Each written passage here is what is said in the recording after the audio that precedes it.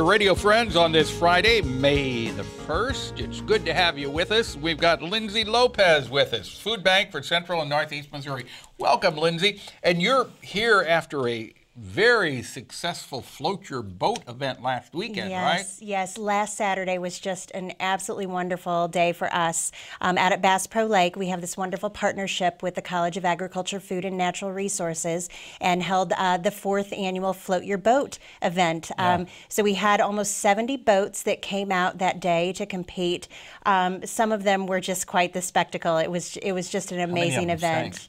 You know, I was one of the judges. I lost count on the number that sank, but you know, everybody who, whether they stayed afloat or they sank, they had a great time. And the thing is, you raised over $30,000. So that's absolutely amazing. You raised over $30,000 last week. And $1 buys how many pounds of food? $1 will buy 15 pounds of food, which equates to 12.5 meals. So we can stretch that dollar a really long way. Oh my goodness. Now, so congratulations on that, and congratulations and a special thank you to all the people who helped make it a tremendous success. Yes. And the weather wasn't all that cooperative either. The weather didn't cooperate, but you know, didn't dampen people's spirits. We really had people stay out for the festivities. Yeah. So. And when the boats were sinking, well, they were just getting wet all over exactly, again. Right. Everybody was in the same boat. Right. But you're here today to tell us about a special, actually this is a national event that's taking place, is it next weekend, right? Right, exactly. So we're so fortunate that the National Association of Letter Carriers works closely with food banks across the country, and of course here in the 32-county area that we serve. But by sometime before tomorrow, you should have in your mailbox one of these bags. Okay, this is it's a blue plastic bag, and it says Stamp Out Hunger Food Drive.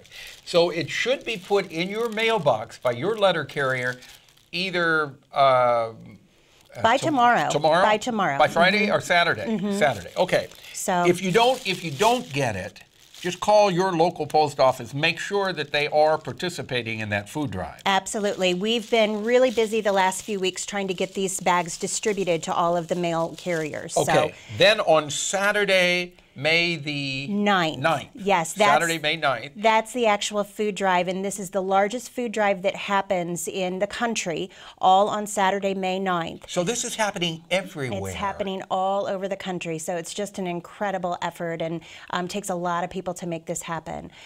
So what you're asking people to do then, to take this bag that's going to be put in the mailbox tomorrow, then next Saturday, fill it up with non-perishable items. Exactly right. So, and if it looks like it might rain, don't put pasta in there that's not in a in a cellophane bag. Don't put it in there if it's in a box, because it's going to get all soggy. But anything that's non-perishable and waterproof if it looks like it might rain. Absolutely. And we would recommend to people that they get these out well in advance of their letter carrier coming through the mail route, just to make sure that they are able to pick it up on time. Right. Now, I know you told me the regular letter carriers will pick it up, but I know in our area last year, there were other people who came by and picked up for the letter carriers. So you might, as you said, have it out there earlier than normal. Yes. So they come out and pick it up. Absolutely. First thing in the morning would be best, just to ensure that and if you want to put out more than one bag, and they only leave you one blue plastic bag, you can put out as many bags as you want of food. Absolutely. That's the day to do it. And I would add, too, if people aren't interested in contributing food items, there will be an envelope placed in these bags so that people can make a monetary contribution. And so just put that in the mailbox?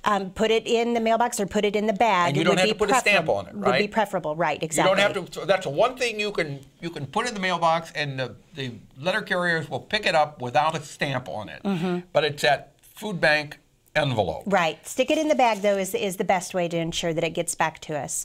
So, and what will happen here in Boone County, for example, is that the downtown post office will be the hub for all of the activity. So we'll have staff members there, we'll have all kinds of volunteers there to help us. So as the food comes in, we'll sort it, and then we'll make sure that we get it back to the food bank so that we can send it out to the people in need. But now keep in mind, KBIA goes out to many, many counties in the area. This will be going on in your county, whether you live in Boone County, whether you live in Randolph County, whether you live in Callaway County. Right. It's a national event. It's a national event. Keep in mind, for our service area, we serve 32 counties. So we go all the way up to the Iowa line, over to Pettis County, down past the lake, and down to the Rolla area, Phelps County, and then over to the Hannibal area as well. So. Okay. And what you were telling me is, if you're listening to us outside of Boone County, the food that you donate in your particular county will stay in your county, correct?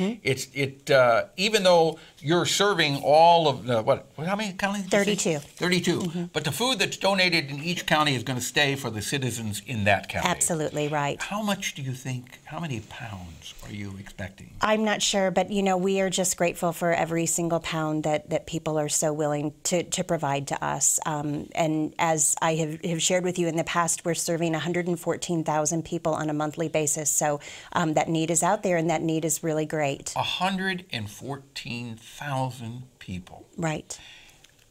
I think we talked about this once before.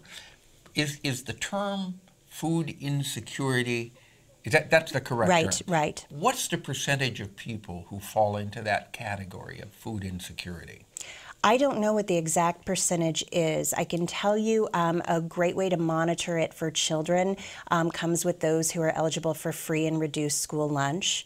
And here in our area, that number exceeds 50%. In some parts of our territory, it's upwards of 70% and greater. So it's pretty staggering. If you look at those statistics and you say people are food insecure by the percentage of children who qualify for breakfast and lunch at school, that's pretty high. Right. Well, and truly, I guess that number really is about the 20% mark, because we just have some new statistics that came out nationally and within this area as well, that 1 in 5 people is considered food insecure, meaning that they are hungry. All right. If you want to help out on this, it's the Letter Carriers Food Drive.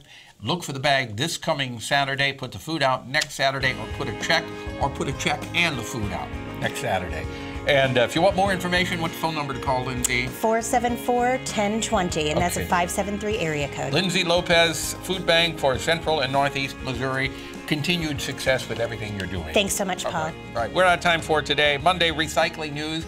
Our program directed by Travis McMillan, Reynolds Journalism Institute. Audio, Pat Akers, KBIA. Our flow director, Lowell Thomas, and our assistant producer and guest coordinator, Uncle James Wilson.